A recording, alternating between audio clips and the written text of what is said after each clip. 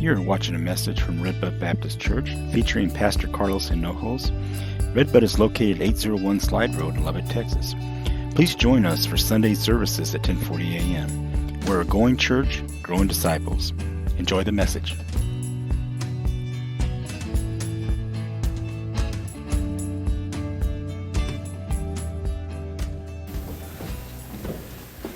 This morning, I want to talk to us about the sound of joy. What is the sound of joy?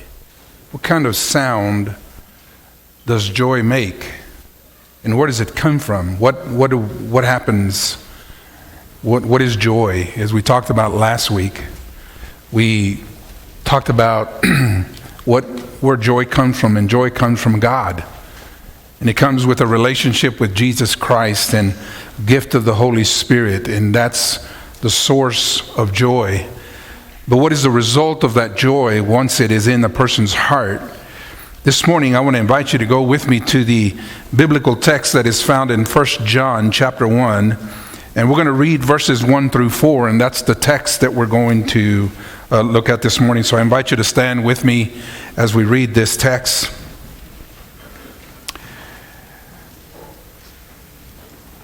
John, the apostle, the beloved disciple, said, "That which was from the beginning, which we have heard, which we have seen with our eyes, which we have looked upon, and our hands have handled concerning the word of life.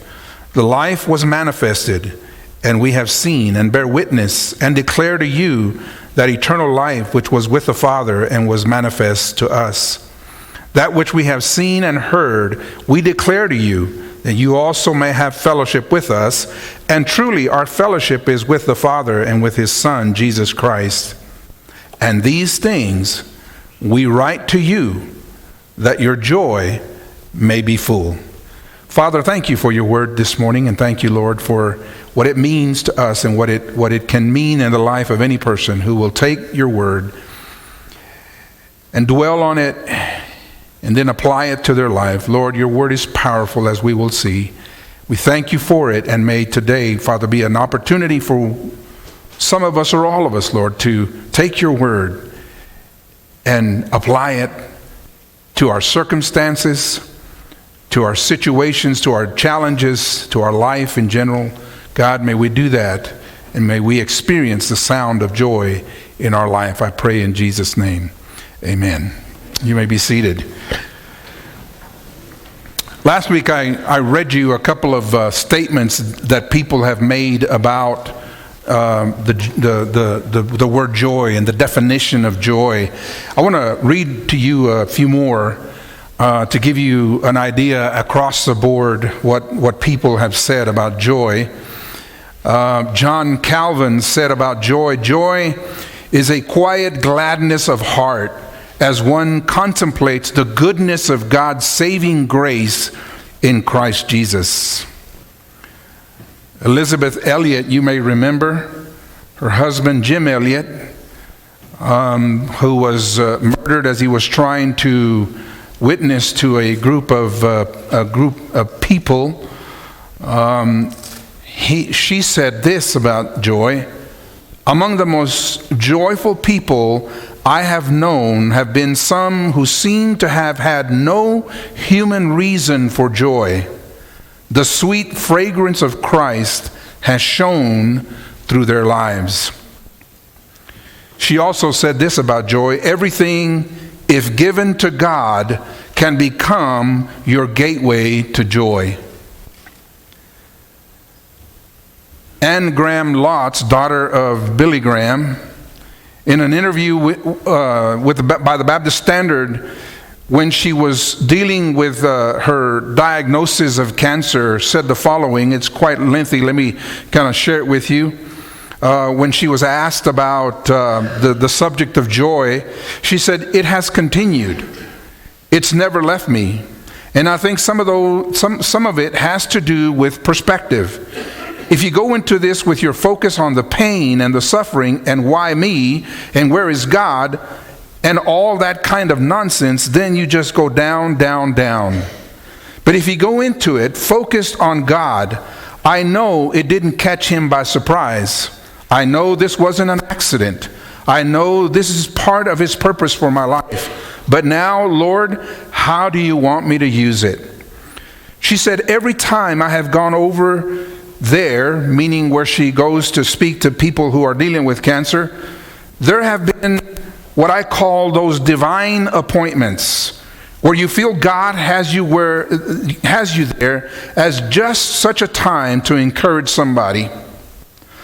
So they're almost like little mission trips, like little ministry trips. You look at it knowing that God is with you, that He has a purpose in this, and looking for ways that I can reach out and can be a blessing and encouragement to somebody else. And then the famous missionary, the one for whom we give this missions offering every year at this time, Lottie Moon said, surely there can be no greater joy than that of saving souls. Joy does make a sound. That sound can be heard. I hope this morning you will try and listen to the sound of joy. For example, the hymn that we just sang. I won't repeat the whole hymn, but listen to this one verse. Joy to the world, joy to the world, joy to the world, the Savior reigns. Let men their songs employ, while fields and floods, rocks, hills, and plains repeat the sounding joy, repeat the sounding joy, repeat the sounding joy. One has to ask, how did somebody come up with such terminology? Isaac Watts, who wrote the song, based his lyrics on 3 different passages of Scripture. One of those is Psalm 98. The other is Psalm 96, verses 11 and 12. And the interesting text that I found is Genesis chapter 3, verse 17 and 18. And you say, how in the world did he take those 3 passages of Scripture and write this hymn? Well, if you take a second to look at Genesis chapter 3 and verse 17 and 18, it is a reference to our sin and our fallenness. And Psalm 98 and 96 address what God has done for you and me by sending Jesus Christ to die on the cross for us. And so this morning, as you listen to some of the Bible verses and as we look at this text, I hope that your heart listens to the sound of joy. Every Christian, every believer ought to have joy in their heart. You may not have happiness at the moment, but you ought to have joy. There is a difference between the two. You won't always have happiness, but if you're a believer, you'll always have joy. You should. And if joy is missing from your heart this morning and you say you're a believer, I want to tell you, there's something not right there. Because joy and happiness are not the same thing. As we said last week, happiness depends on the circumstances. If they're good, you're up. If they're not, you're down. Joy is fazed by neither.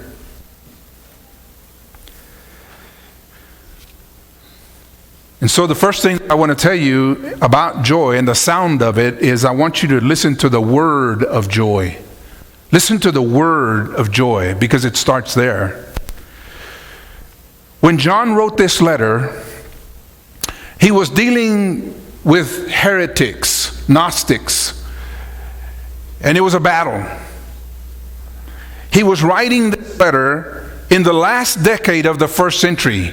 He was the last man standing. Paul was gone. Peter had passed. And the other disciples were gone as well. And many of the 500 people that saw Jesus Christ resurrected, during that time were probably, according to Paul himself, all gone. They had passed away. They were either martyrs or they just died. They were gone. John is the last man standing. And he's writing this letter to a group of people who were facing an onslaught of false teachers and heretics. And he needed to convey to them the truth of the gospel and what that means. And so he writes this letter to these people. And he starts out in these 4 verses laying out as he defines the gospel. And so what is the word of joy? Well, if you remember the gospel according to John chapter 20 and verse 30 and 31, he tells you in that chapter, at the end of that chapter, why he writes the gospel. Why the Holy Spirit impressed upon him to write his story of the gospel. And he tells you that the whole purpose, all of the miracles and everything that Jesus did, he wrote them so that you may know that Jesus Christ is the Son of God and why he came to die on the cross for you and me. But here in this letter, he is writing for the sole purpose of making sure that before he dies, that he leaves behind the gospel. And that he leaves a gospel that is clear. And that there is no ambiguity when it comes to the gospel. And he writes in the letter and begins by saying, that which was from the beginning. And the word or the phrase, that which was from the beginning, here in this text is not a reference to the beginning as in the book of Genesis. It is a reference to the beginning of the ministry of the Lord Jesus Christ when John came aboard. And it is from that moment that John is telling them, I am writing to you this letter. I am writing to you from that day when I came to know Jesus Christ and I met him and I understood him and I saw him and I handled him. You recall that the Bible tells us that John is a disciple who laid his head on Jesus' chest. And so he's writing from personal experience. He's the last man standing. And in this letter, in verse 4, he tells you why he writes this particular letter. It's not just to convey the truth of the gospel and make sure that they receive the complete and total gospel, but there's a reason why he wants them to know the gospel. And he tells us in verse 4 very clearly, these things, this letter, everything that I'm making a statement about in this letter, I'm writing to you for one purpose and one purpose only, and that is that your joy may be full or complete. That is the word of joy. That is what it means to have the word. Let me share with you a story this morning about how powerful the word is. So the next time your Sunday school teacher, whether you're in the youth department or whether you're in preschool or whether you are in the children or whether you're one of the adults and your Sunday school teacher asks you, did you study the lesson and did you read the word? I hope that this story that I'm about to share with you underscores the importance of you studying the word Monday, Tuesday, Wednesday, Thursday, Friday, Saturday, and not picking it up on Sunday and hoping that you can catch up. This is why it is important for you and I to get into the Word.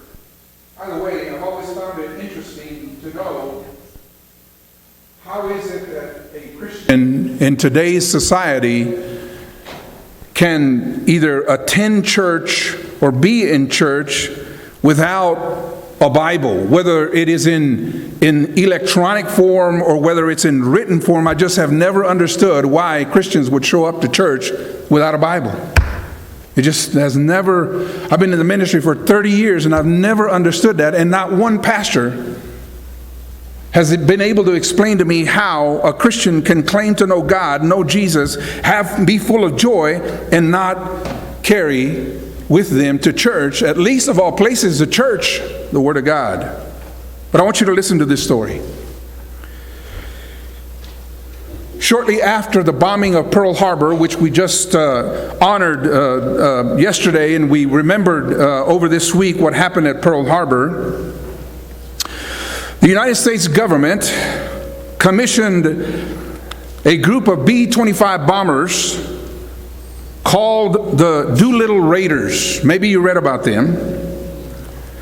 The Doolittle Raiders were charged with going and bombing Japan shortly after the bombing of Pearl Harbor. One of those men, his name was Bob Heitz, and another man by the name of Jake DeShazer. Maybe you remember the names. When they went on their mission, some of them, or many of them, were shot down. And as you can gather, if they were caught alive, they were imprisoned. And so they were put in prison, Bob being one of them and Jake being the other, and several others. You can only imagine the torture that they went through. We won't go into that and elaborate that.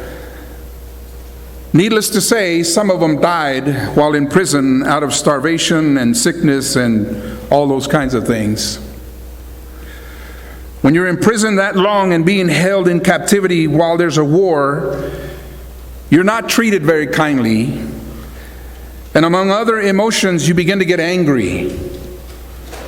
And you want to retaliate against your captors. This was the case with Jake. Having been beaten and starved and struggled for so many days, he began to develop resentment and hate. The torture was so bad that Bob Heitz took it upon himself to write a letter to the prison governor concerning the treatment of the prisoners, the lack of food and the lack of care that they were being given. And he took it upon himself to state that according to the Geneva Convention, that was not how they were supposed to be treated. But Bob said that and he requested food and better treatment and so forth, but he said, if we don't get that, at least give us a Bible. Give us a Bible. Well, the treatment changed a little bit, and they got a little bit better food, and they did get a Bible. Bob would tell you in the story that most of those men had either never read the Bible or been around the Bible long enough. Most of them were not believers, but they had a Bible. And so they agreed that they were going to read the Bible, each man for himself, 3 weeks at a time. Every man would get to read the Bible for 3 weeks, and then he would pass it on to somebody else. Before it got to Jake's turn, he had been severely beaten and abused by one of the guards, and Jake got angry. And one day the guard treated him very harsh and hit him, and Jake responded in kind and hit him back. The guard yelled at him, and Jake yelled back at him. And they went at it. And finally, the guard yelled at him one more time, put him in his cell, and left him there. Luckily, it came to Jake's turn to read the Bible, and he began to read it.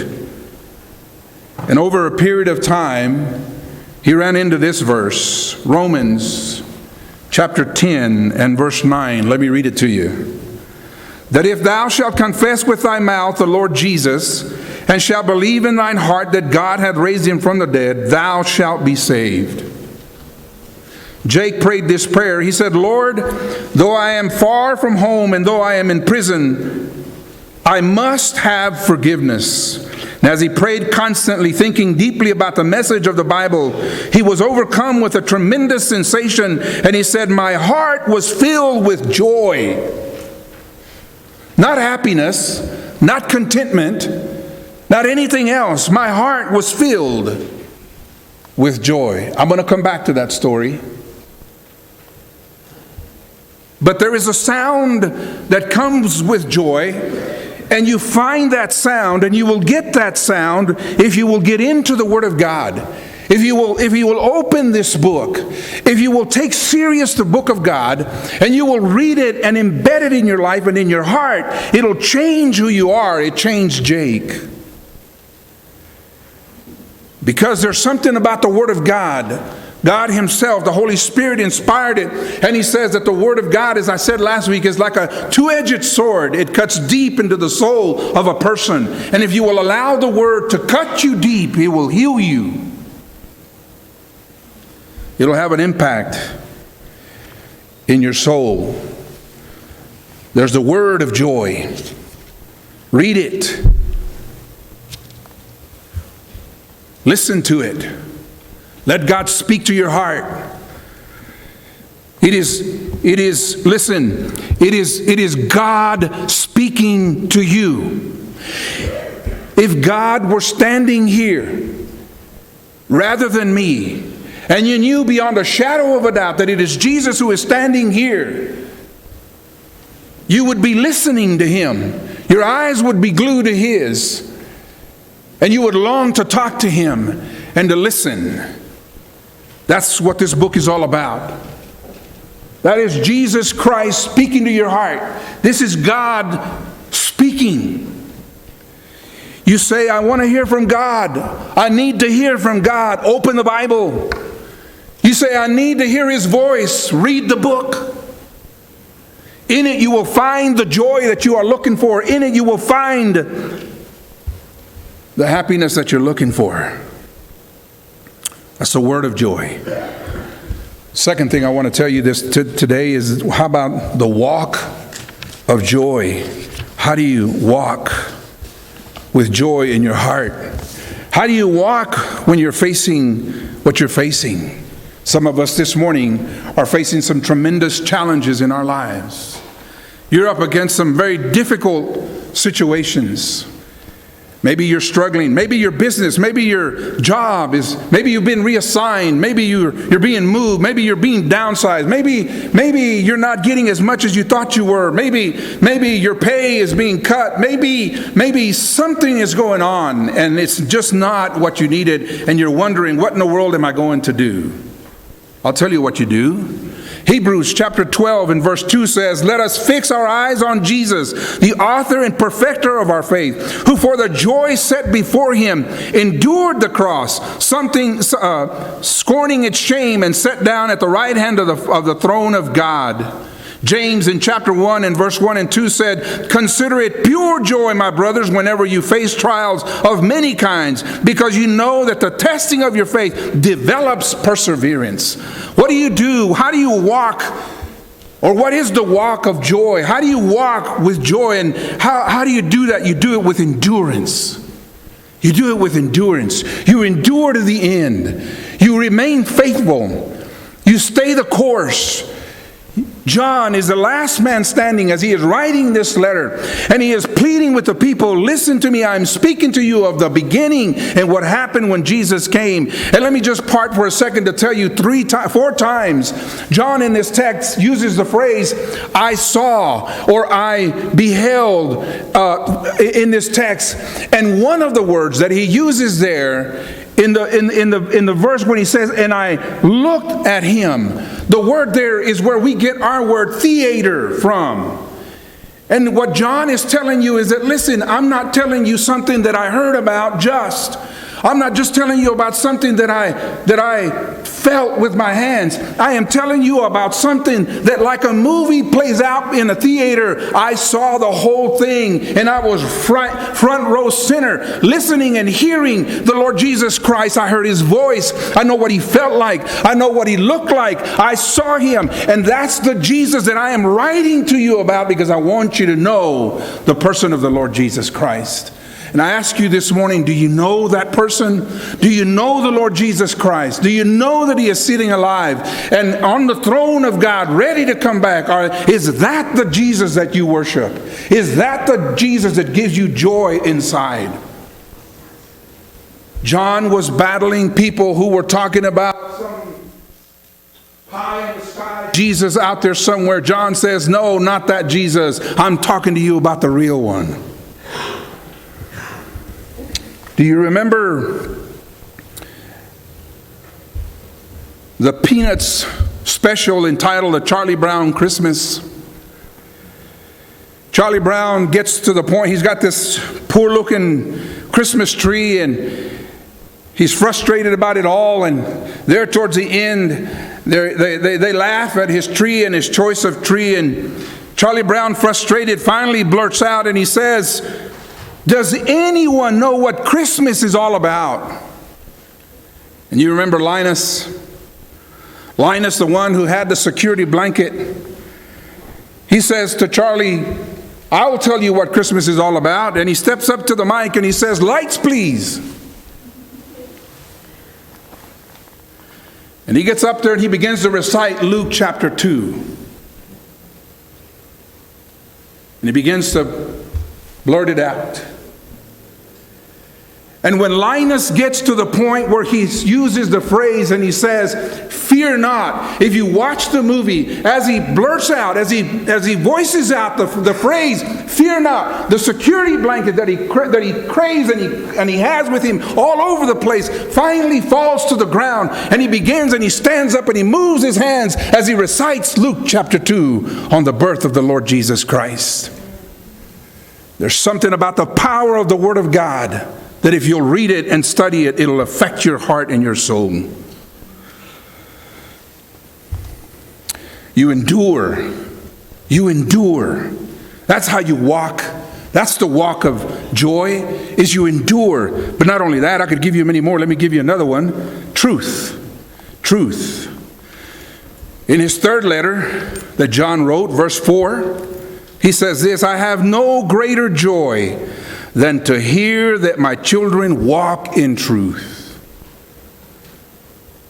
Some of us here today came to know the Lord Jesus Christ under the leadership of some other pastor. And you grew up in that church. And you spent time there. Wouldn't it be fantastic for that pastor to know that after all of these years, you're still walking with Jesus? What joy that would bring a pastor, a Sunday school teacher, a leader in your church to know that after all this time, you're walking with the Lord Jesus Christ. There is the word of joy and there is the walk of joy. You endure. That's how you walk. And in that endurance, you will find the joy. Some of us in here this morning are about to quit. You're about to give up. Things aren't going your way, or you don't like the way things are going, and you're about to fold up, give up, and so forth. I just want to tell you, you're about to miss the greatest joy you'll ever experience if you do that. If you shut down now, you'll miss the reason why you're going through what you're going through. And you won't experience the overwhelming, inexplicable joy that comes from your current situation. You say, "Pastor, I don't know why."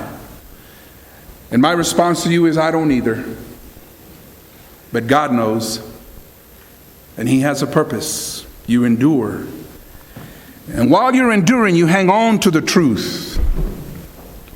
There is the walk that is experienced with joy. But then there's the witness of joy. There's the witness of joy. How do you do that? What is the witness of joy? What is it that you say? This is what you say. If the joy of the Lord is in your heart, you can't help but the proclamation of the gospel. The very thing that brings you joy, the very thing that brings you to God, the very thing that changes your life and changes your heart is the very thing that you cannot help but share with somebody. You just can't help it. It just flows out of you. Somebody has to know. Paul wrote this in Acts chapter 20 and verse 27, "For I did not shrink back from declaring to you the whole plan of God." God didn't hold back not one time. Paul did not hold back one time. He said, everything that I know, everything that Jesus put out into me that day that I ran into Jesus and he taught me well, all that he has put into me, I have put out and given it to you. Why? Because it brings me such joy. Isn't it a shame, folks, that sometimes in our churches, we have churches full of people who have received the joy of God, the blessings of God, the goodness of God, the miracles of God, the mercy of God, but won't share it with someone else.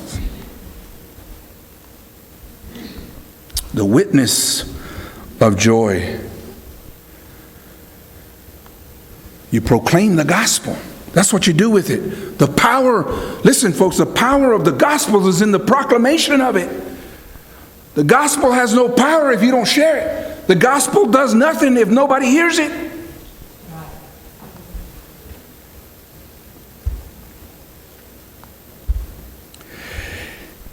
Concerning the gospel, this is how we treat the gospel. We declare it. We don't debate it. We declare it. We don't define it. We declare it, and we certainly don't dilute it.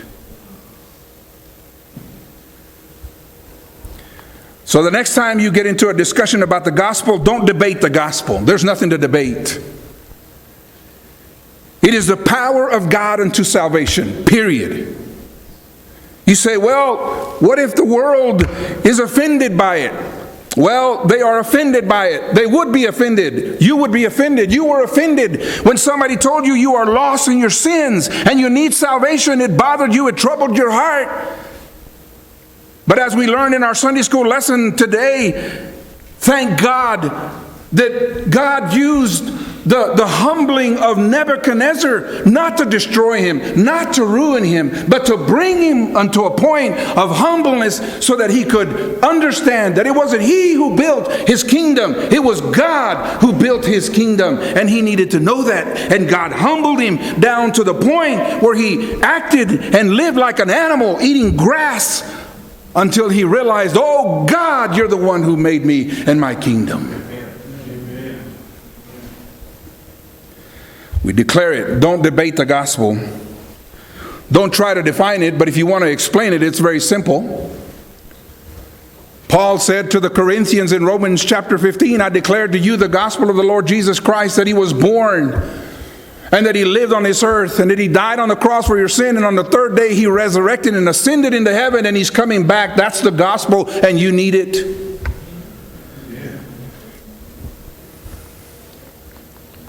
You say, Pastor, whatever happened to old Jake? Let me tell you.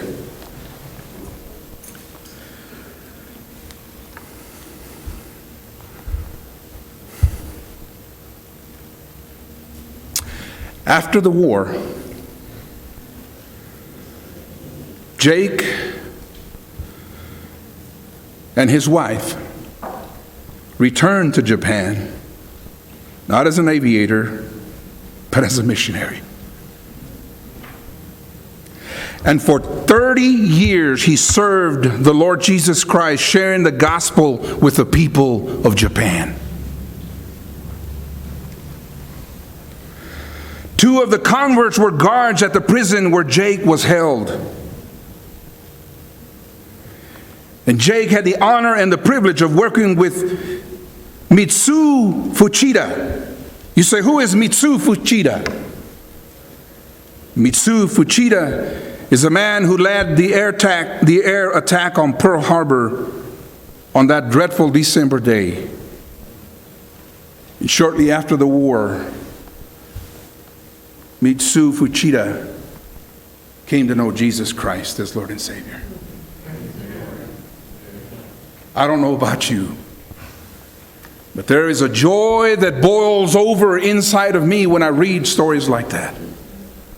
Oh, that God would use us. Jake had every right to be angry, maybe. Jake had every right to be disappointed, maybe. Jake had every right to retaliate against the guard, maybe. Maybe before he was a Christian. But the story will tell you that after he became a Christian and the Word of God began to move in his heart, one day the guard came to his cell, or he was taking him to his cell, and he pushed him and hit him and shoved him into his cell. And Jake wanted to retaliate. But the Word of God began to move inside of his heart. And the next day when the guard came, for the first time in his incarceration, Jake said to the guard, "Good morning. How's your family?" That's what Jesus does. That's what Jesus does. And the guard responded and said, "Good morning. My family's fine."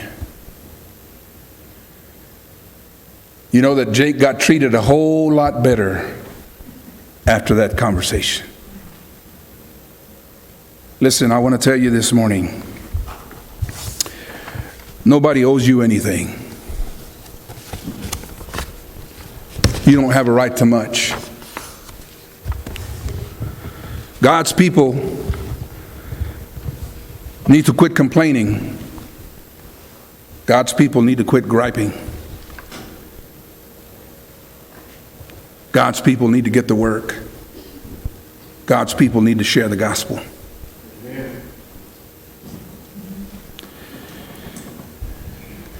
There's a card in front of you somewhere there. Some of you this morning, you need to make a decision.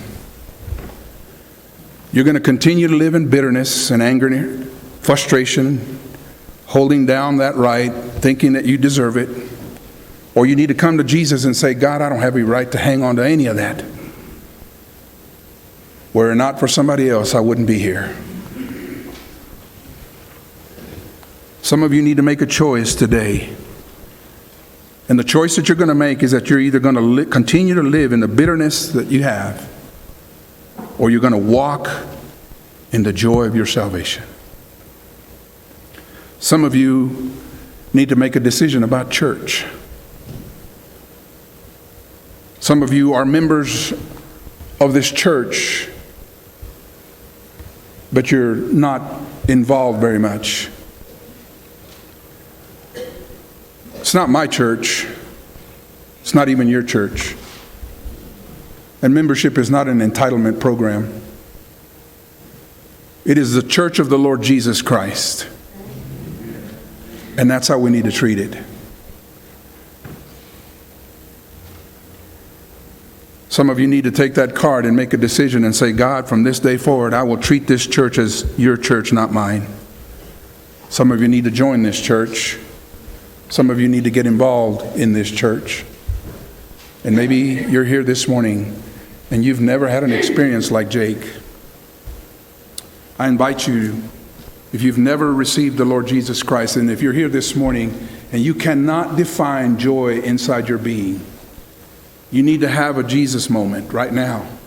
You need to ask Jesus to come into your heart and save you. Because trust me, but rather trust God's word. The joy of the Lord is in the person who is saved. If you have no joy, you have no Jesus, and you have no salvation. And the only way to get it is to come to Jesus Christ. I want to invite you to stand with me this morning. Bow your head right there where you are. We're going to pray, and as our instrumentalists come, the altar is open.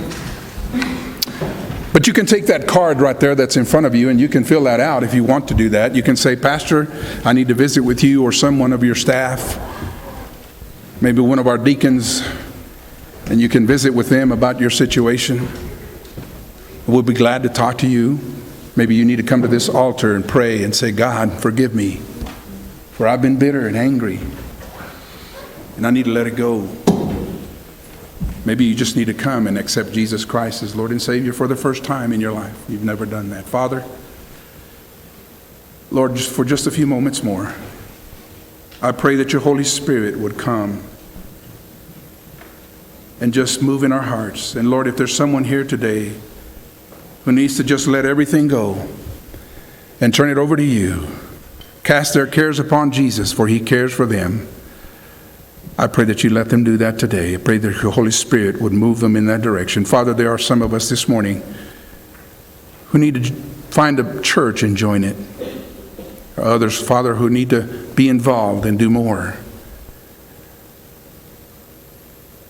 Lord, whatever decisions need to be made, whether they do it by card or they walk down the aisle, God, I pray that you do that now in Jesus' name. Amen. As we sing, you come when you feel like that.